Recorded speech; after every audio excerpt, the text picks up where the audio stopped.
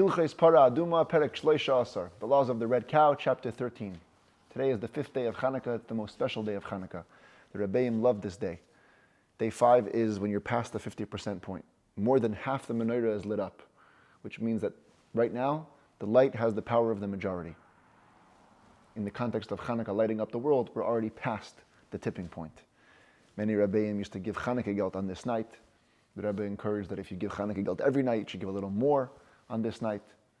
Basically, it's a very, very special day. There are many stories associated with the 5th day of Hanukkah.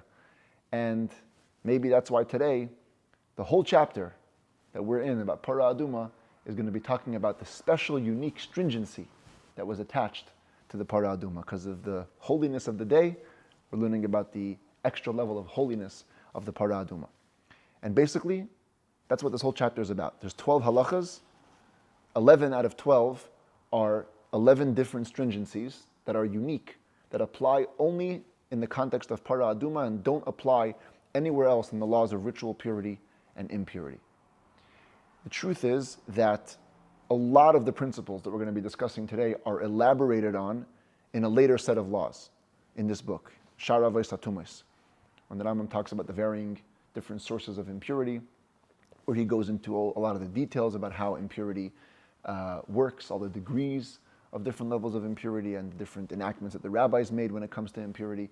So really we're getting like a little sneak peek. A lot of the things that we're going to mention today are going to be really dealt with and explored at length in later sets of law. So don't worry if you don't get all the concepts today.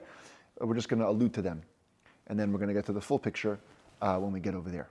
But the point is learning how incredibly strict Parah Adumah is. And that's the very first word of the chapter. Halacha Aleph says that Rambam, Mailis Yeseres, Asu B'tar Asachatas. The sages made many, Mailis literally means steps, but it means stringencies when it comes to the purification process or the purification status associated with Chatas. Chatas is code for Parah Adumah. Torah calls the Parah Adumah Chatas. So when we use the word Chatas, we mean Parah Adumah. Many stringencies. And again, we're going to be basically learning one per halacha. So we start with number 1. We're going to deal with this again at length later on in this book, but there are, when it comes to establishing levels of holiness, there are many levels. You have, on the first level, is called chulin. Chulin means regular foods. Regular foods, technically speaking, are allowed to become impure, and you could eat them while they're impure. There's no problem. There was a category of people who would eat their chulin, what's called betara. They would treat even their regular food, try to eat it pure. That's one level. Then you have a higher level that's called Meiser, Meiser Sheni. Second tithe requires a certain level of holiness to be associated with it when you eat it. Truma is even at a higher level. Truma is the 2% that goes to the Kohen. Then you have what's called Kodesh, sacrificial meat. And on the highest rung of the ladder, we have Chatas, which is Parah Adumah. If a person, let's say, wanted to assume the status of purity related to one of the higher levels, he would actually have to go to the mikveh and have intent to become pure for this status. Just because you're on a basic level of purity, let's say for chulin, doesn't mean you can now go and start consuming meiser or truma. You have to go to the mikveh for that specially, to become pure for a higher level. Certainly for kodesh, for sacrificial meat. So much so that if a person or a utensil wasn't put in the mikveh with a specific intent of reaching a higher status of purity, if they would touch something in that lower state, relative to the higher state will consider it to be impure. So if somebody, let's say, was pure for truma, that's how pure he was, and he goes and touches a plate, sacrificial meat might not be served on that plate, because that plate, relative to kodesh, would be considered to be impure. And the same thing goes for chatas. It's one level higher. Even things that are so holy that they're fit to have sacrificial meat served on them, or a person is fit to consume sacrificial meat, if he wants to get involved with Parah Adumah, he has to go to another mikveh and put himself on the even higher status of purity. That's the point of the first maila, the first stringency. Says the Rambam, Sheha Adam HaToher, when you have a person who's pure, fully pure, Afilu Tava LeKodesh, even if he went to the mikveh to be on the status of kodesh, of sacrificial meat, he's a Kohen, he's standing and serving on the holy altar. He's not pure enough to be dealing with the Parah Adumah, not the burning of the cow, not the filling of the water, not the sanctifying, which is mixing the ash into the water, nor to be involved in the sprinkling, till he goes to the mikveh again, having in mind that he wants to become pure with the status of chatos, and then he'll become pure for that status to be able to be involved in Parah Adumah related activities. Same thing is true of utensils, not only people. Even if you have a cup, a sprinkling cup, in the temple courtyard, what could be holier than that? It's involved in sacrificial rites. It's not pure enough to be involved in the Parah Adumah process. So they put it in the mikveh, and they have in mind that they wanted to reach the status of purity associated with Parah Adumah. Same thing with all food and all drinks, even if they're basically technically pure. From the perspective, through the lens of Parah Adumah people and involvement, we would look at that food and drink as impure food and drink. Meaning practically that if such food or such drink or such utensil or such people would touch the ashes of the Parah Adumah, the water of the Parah Adumah, they become disqualified. They become impure. That is number one. Halacha Beis, second stringency. Kol kli haroi lemishkav oy lemoishav. Any utensil which is fit to be lied on or to be sat on. Mishkav u'meishav. We're going to have a whole section of laws actually coming up called metame mishkav u'meishav. There are certain levels of impurity where Torah says not only are they impure, but whatever they sit on, whatever they lie on, also becomes impure. In that context, not every utensil can become a mishkav or a meishav. Not every utensil could become impure when sat on or lied on. There are what's called kli haroi, utensils that are fitting to become a bed, let's say, or a chair, and there are utensils that are not fit into that category.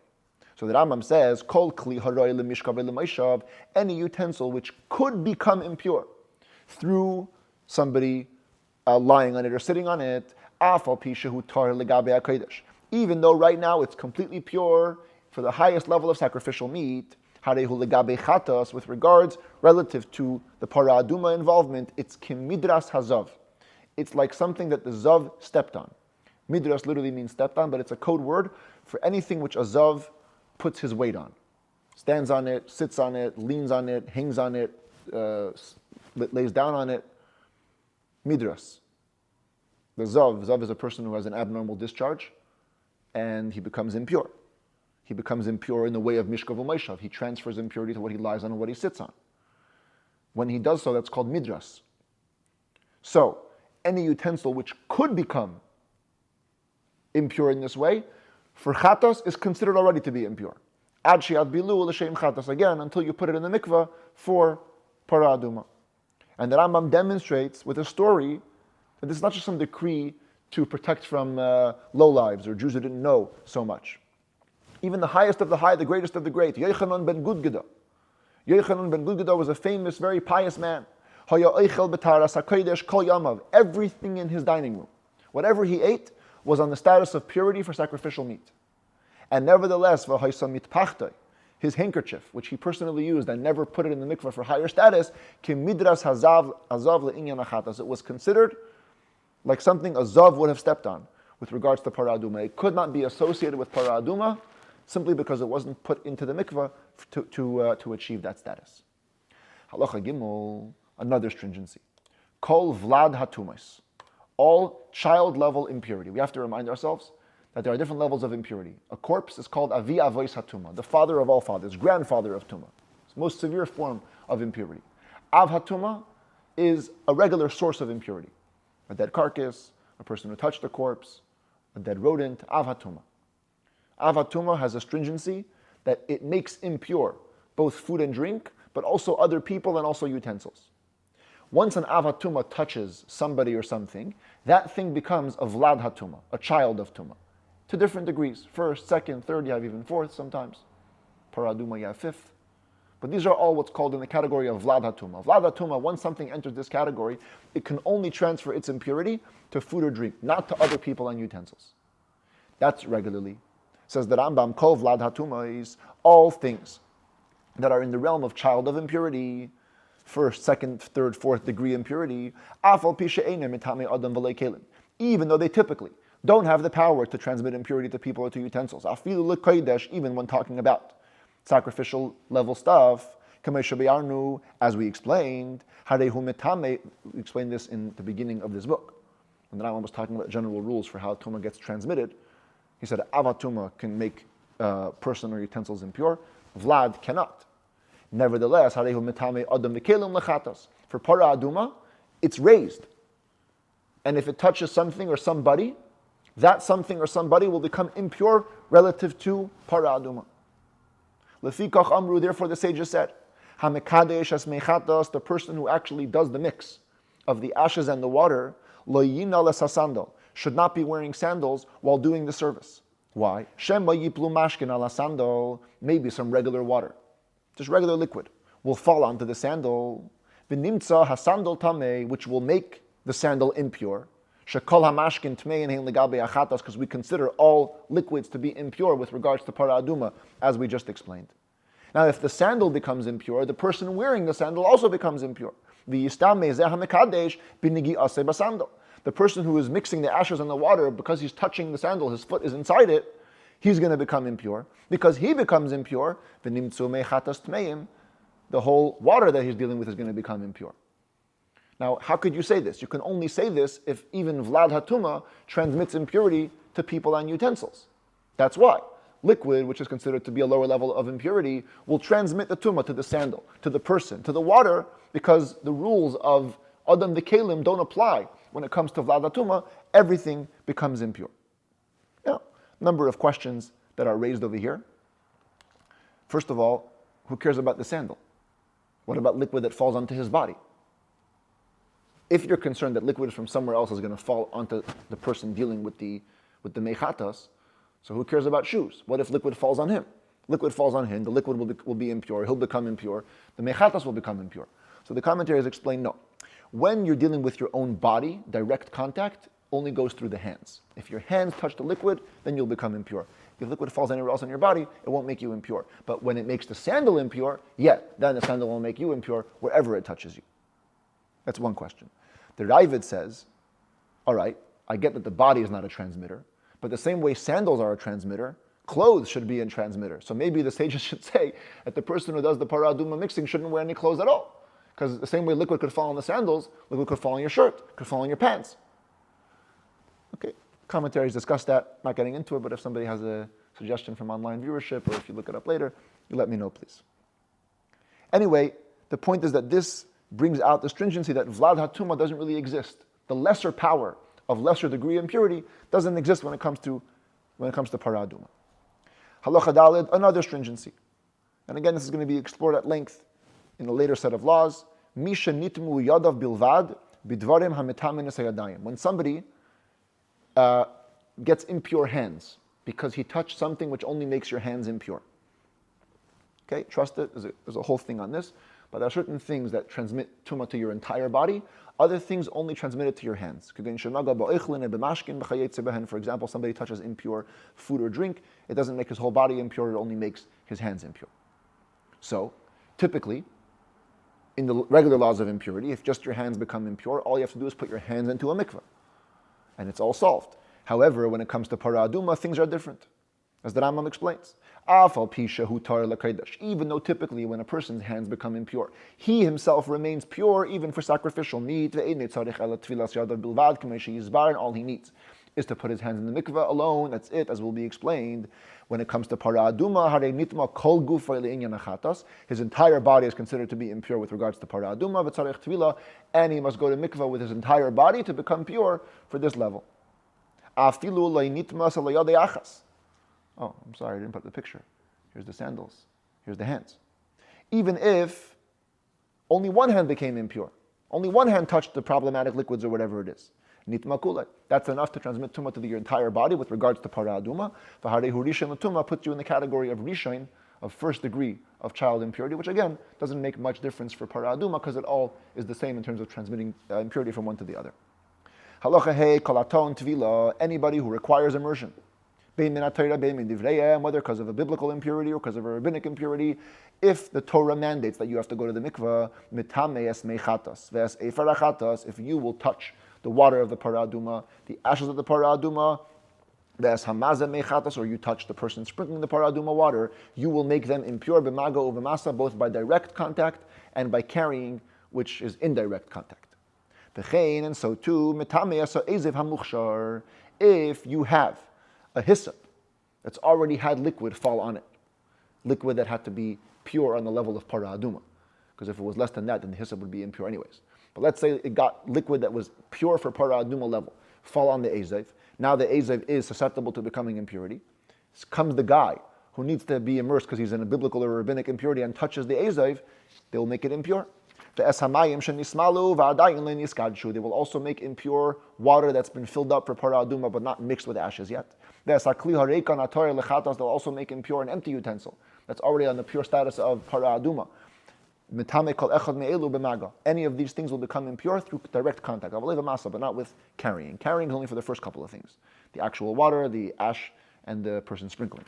The other things, at least if direct contact, they become impure, but not through carrying. Another stringency related to this concept: if a person is impure and touches part of the ash of the Parah Adumah, pasal eskula, he disqualifies it all, which isn't always the case in halacha, because ash should be considered many different distinct entities. So why should touching part of it make everything impure? That's a stringency that Rambam explains elsewhere in his commentary to the Mishnah. It has to do with the concept of tziruf kli. Because it's all in one utensil, the vessel, unites all the parts into one piece, and touching part of it makes it all impure, which causes the commentaries to observe that would mean that the law only applies if the ash were in a utensil. If the ash were piled onto the ground, then maybe touching part of it would not make the rest of it impure. Halacha vav, ein moinin lechatas rishain v'sheni ushlishi. Besides the fact that all the child levels of impurity transmit impurity further, here the Rambam's point is, we don't even count it. When it comes to chatas, we don't count rishain v'sheni ushlishi, first, second, and third degree, kederech shemoinin letruma u'lekodesh, like we would count when it comes to truma and when it comes to sacrificial meat. Over there it matters. First degree, second degree, third degree, there's only a certain extent to where it can go. Chatas never ends. What does that mean? Ketzat. You have 10 people who went to the mikveh with the express intent to become pure for Parah Adumah. And then one of them becomes impure. Even if he only became impure with something which is only considered to be impure with regards to Parah Adumah. Kigoin, for example, we said before, just his hand became impure. Since impure hand is considered to be impure relative to the carbon chatas, to the Parah Adumah, so if if he touches the other friend, who touches the other friend, even 100 in a row, they're all considered to have lost their pure status for Parah Adumah. They're all impure when it comes to Parah Adumah. Same thing if you have utensils that were put into the mikveh, they were immersed originally with the express intent to become pure for Parah Adumah. And one of them becomes impure. Again, even if only its outside became impure, which is a level of impurity which applies only to Parah Adumah, as we'll see again, explored at length in a later set of laws. That typically, if impure food or drink touches the back of a utensil, it doesn't transmit it to the inside of a utensil. If an avatuma, if a father source of impurity touches a utensil, even in the back, it goes all the way in. But if a vlad, if a child level impurity touches the back of a utensil, it doesn't go in. But for chatos, and even for kodesh, as the Mefarshim point out, it also transfers. Nevertheless, says the Rambam, like for example, if liquid touches the back, if this utensil touches the second utensil, and that one touches the third utensil, they all become impure with regards to the Parah Adumah, even if it's 100. So in other words, two parts. The people and the utensils never stop transmitting, even if it's through an impurity which is only considered an impurity with regards to Parah Adumah, it keeps on going forever. Halacha Zayin, another stringency, and we return to the concept of mishkav u'meishav, the things that a zav could sit on or lie on and make them impure. Kol haroi lihistami b'midras hazav, any utensil which could technically become impure through a zav stepping on it. Again, stepping means sitting, lying, standing, leaning, hanging. Afal pishu hutar l'kodesh, even though right now it's currently pure, even for sacrificial level, the sages gave it a certain element of impurity. And therefore, im henidoy hator lechatas, if a person who is pure, for chatas, the highest level of pure, if he just causes it to move a tiny bit, nitma, he becomes impure, afal pisha le'nagaba, even though you didn't touch it. Till now we're talking about direct contact. Here, even indirect contact. See, the guy on a seesaw, he's Torah lechatas. Here's a bowl that could technically become impure through midras hazav. Right now, the fact that he's sitting on the seesaw and cause it to move a little bit makes him impure, even though he didn't touch it. Same thing, you have a person who is pure for Parah Adumah, were he to cause another person to move, who's not pure on that level of Parah Adumah, or he causes his spit or his urine to move. Typically, spit and urine that's associated with somebody that's impure themselves become impure. So here again, no direct contact, just causing it to move. Nitma, he becomes impure himself, afal pisha le'nagaba, even though he hasn't touched it. Again, all in the realm of Parah Adumah. This, the commentaries say, is another variation of tumas madaf. We're going to have madaf again mentioned later, but that's in the context of what's on top of a zav. Here, the madaf is a lower level impurity that's related to things that could become tameh through a zav. Aval klishe neirai lemidras, but if it's a utensil which could not become impure through a zav lying or stepping or sitting on it, then we go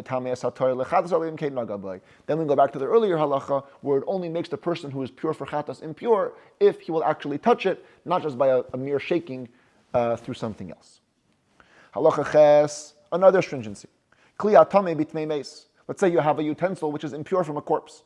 If a person who's tar for the higher level of Parah Adumah causes it to move, nitma, he becomes impure, va'afal pisha le'nagabai, even though he doesn't touch it, va'afal pisha ain't tmei meis metame b'masar kamei shabi'arnu. Here it's an additional stringency. Typically, a person who is impure from a corpse doesn't transmit impurity through carrying. The dead body itself, yes. Carrying with no contact makes you impure. But the tmei meis, the next level, doesn't transmit impurity through carrying. Here it does. What's an example of this? Ketzad. Mafteach shu tmei meis, shahayatali bedeles. This was very common in those days. Used to have doors, ancient doors. The keys would hang on the doors. This key touched somebody who touched a corpse. So it's tmei meis. Or it touched the corpse directly, okay? This itself touched the corpse.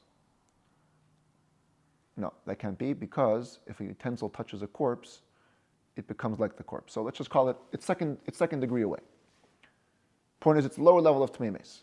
Shayatali bedeles, it's hanging on the door. The sagar hator lechatas adeles. Comes a guy who's pure himself for Parah Adumah, closes this door, causing the key to move. Hoyil vehenid es hamafteach hatamei. Since he caused the key, which is impure, to move, nitma, he becomes impure, again, taking away his higher status of Parah Adumah purity. Same thing if he causes a rodent, dead rodent, to move, or semen, which are also sources of impurity, as we'll see later on in this book. He becomes impure for Parah Adumah,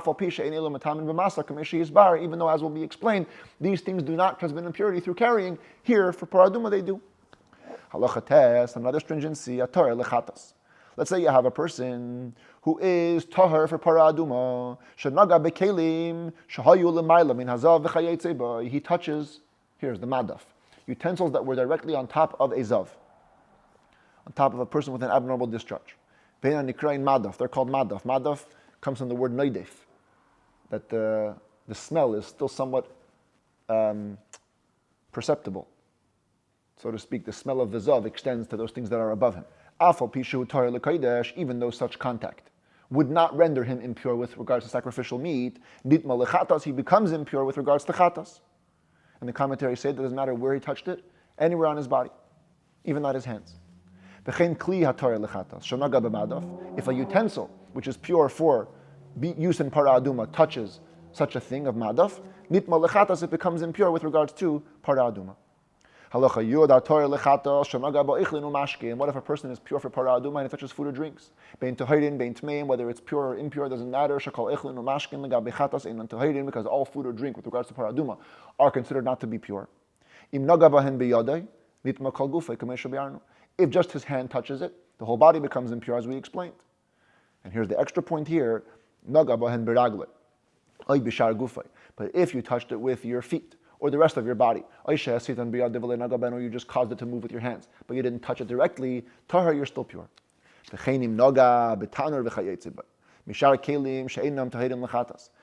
Same thing if you would touch a oven of pottery, which can never become an avatuma, and therefore it can never become pure for Parah Adumah.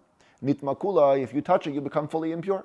Avalim naga beragle behen, it's only by hand. If it's by foot, you remain pure for Parah Adumah as you were. Halacha Yud Aleph, hatoher lechatos. This hinges on a rule that we're also going to learn later at length. It's called mayim she'uvin. Mayim she'uvin means water that have stagnated. They're not attached to a fresh stream. Mayim she'uvin at a certain amount. 3 lug is the amount. If a person puts himself, his head and most of his body into that amount of water, he becomes impure. It's a rabbinic enactment. So here it says that Rambam hator lechatos. Let's say you have a person who's pure on the level of Parah Adumah. He dives into a pool that have been filled up for Parah Adumah water. So his head and most of his body ends up in this water. Nitma. He becomes impure. Because the water is she'uvin. It's drawn from its source. It's stagnated. And the rabbis have a decree, if a person puts his head and most of his body in such water, such mayim she'uvin, nitma kameshi yizbar, he becomes impure, as will be explained. So here too, this Parah Adumah water has the status of she'uvin, and therefore it makes you impure. Now what's the novelty of Parah Adumah then? If every time you go into mayim she'uvin, so this is not a stringency of Parah Adumah. So the Mishnah L'Melech explains that the Rambam over here is not talking about actually, like I made a picture, it's not diving into a massive pool. There's actually less than 3 lug.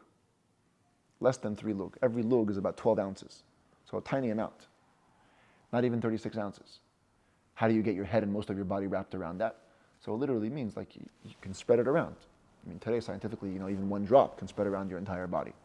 Point is, it covered the area of your head and most of your entire body. That's the stringency. Even though typically you have to come your head and most of your body inside of it, here you don't. Okay, he struggles with the end of the halacha. Why does the Rambam mention then the rabbinic decree of Reisha V'Rubai if we're not talking about the classic decree? See there for extra discussion. But there's certainly another stringency of Parah Adumah. And now halacha Yud Beis, having concluded the stringencies of Parah Adumah, says the Rambam as follows: Hakol ne'emanin al taras achatas. Because it's so strict, because Parah Adumah has such a high level of demand, everybody is believed to declare the state of purity with relationship to Parah Adumah. Ba'afilu amei haaretz, even the unscrupulous Jews. And we had this concept before in Tumas Meis when it came to the Tzamid Pasil, same concept. Mipnei chumrasa u'mailes elu she'asu ba hakol nizharin ba. Because of its stringency and all the stringencies that the sages made, that we just learned, everybody's careful, even amei haaretz. V'harinemer b'Torah, as Torah testifies, what does it say? V'hoisal adas b'nei Yisrael mishmeres. The Parah Adumah shall be left to the entire community of Israel as a safekeeping. Kol Yisrael, Ru'yin L'Shmira. That means that all Jews are fit to be the safekeepers, the guardians of the Parah Adumah stuff. Lefichach, therefore, Am Ha'aretz Shehevi Kli Mi Beisei. Comes an unscrupulous Jew, brings a utensil from home. Afilu Kli Cheres, even a pottery utensil, which is very vulnerable. V'Amar, and he says, Kli Zeh Torah Lechatos, you should know this utensil is pure for Parah Adumah. I kept it away from everything. Here's the Torah. It's pure. To the point, no questions asked. We'll mix ash and water in it. We'll sprinkle from it. Even though at the same time we won't trust him when it comes to sacrificial meat and truma, which is lower level, but we will trust him for the higher level. If an Amma Aretz says, I am pure for chatas, I went to the mikvah, the intent, I'm able to be involved in Parah Adumah, or he had some water of Parah Adumah by him for whatever reason, and he declares, testifies, they are pure, Ne'eman he's believed. She'ein Adam Yisrael Mezalzel Ba, Parah Adumah is so strict, no Jew treats it cheaply.